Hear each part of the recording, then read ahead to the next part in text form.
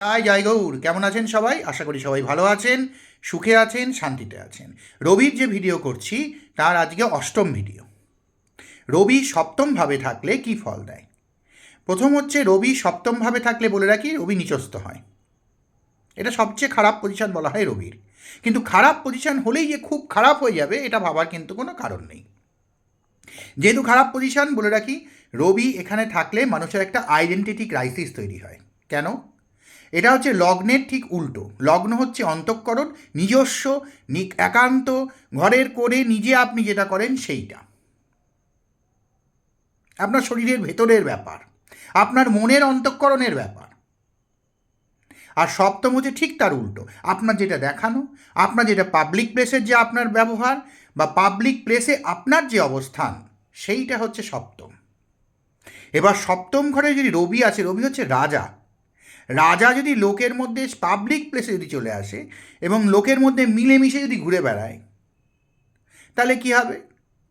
তাহলে রাজার স্বাভাবিকভাবে একটা আইডেন্টিটি ক্রাইসিস হবে। তখন রাজাকে তো কেউ চিনতেই পারবে না, সে তো পাবলিকের মধ্যে মিশে গিয়েছে। সেই জন্য একটা আইডেন্টিটি ক্রাইসিসের মধ্যে সবসময় থাকে। সবসময় এরা ভাবে যে আর পাঁচটা মানুষের থেকে সে যেন একটু নিচে চলে যাচ্ছে, সবাই যেন একটু তাকে আন্ডার এস্টিমেট করছে, এই চিন্তাটা এর মধ্যে থাকবে। এই জন্যই একটা ক্লাসিং ব্যাপার হয় সবার সঙ্গে প্রায়। বিশেষ করে পার্টনারের ক্ষেত্রটা খুব মুশকিল হয়। কেন? রবি যদি সপ্তমী যদি থাকে, প্রথম কথা হচ্ছে আপনার যে পার্টনার, অর্থাৎ স্ত্রী যদি হন তো স্বামী, স্বামী মানে পুরুষ যদি হন তো স্ত্রী, তিনি একটু রাগী হবেন, একটু উত্তেজিত হওয়া লোক হবেন, একটু তর্ক বিতর্ক বাগিশ হবেন। হ্যাঁ, তর্ক বিতর্ক করবেন আর কি। এবার এই জায়গায় আপনি চুপ করে থাকেন তো ভালো, কিন্তু চুপ করে তো আপনি থাকতে পারবেন না, কেননা আপনার তো আইডেন্টিটি ক্রাইসিস আছে। আপনার তো মনে হবে আমাকে আমার স্ত্রী বা আমার স্বামী সবসময় পায়ের নিচে রাখার চেষ্টা করছে, সবসময় আমাকে দমিত করার চেষ্টা করছে, এবং আপনি সেই জন্যে উত্তরের ওপর একটা উত্তর দেবেন আরও জোরালো কিছু।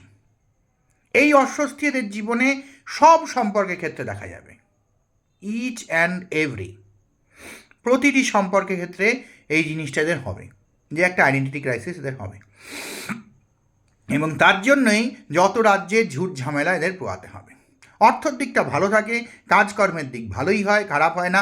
পার্টনারশিপে কিছু করা উচিত নয়, যে কোনো রকম পার্টনার। এই যে বললাম পারিবারিক মানে স্বামী স্ত্রীর ক্ষেত্র, কিন্তু আবার ধরুন কেউ যদি পার্টনারশিপে যদি ব্যবসা করে, সেটাও তো একটা পার্টনার তার, সেখানেও গণ্ডগোল হবে। সেখানে পার্টনারের থেকে আপনার নিজের দোষ বেশি থাকবে। সেই জন্যে পার্টনার হয়তো আপনাকে মানে ছেড়ে চলে যাবে বা কোনো বিপদে ফেলবে বা কিছু।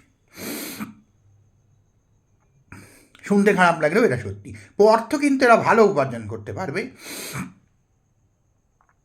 খুব ভালো অর্থ এরা উপার্জন করতে পারে, কিন্তু ওই একটু মাথাটা ঠান্ডা রাখতে হবে। যদি কোনো শুভ গ্রহের প্রভাব ওখানে, বিশেষ করে বৃহস্পতির প্রভাব যদি পড়ে, তাহলে এর প্রভাবটা কিছুটা কমে, কিন্তু না হলে কিন্তু একটু সমস্যা। এই হচ্ছে ব্যাপার। ভালো থাকবেন সবাই। জানি তাই, জয় গৌর।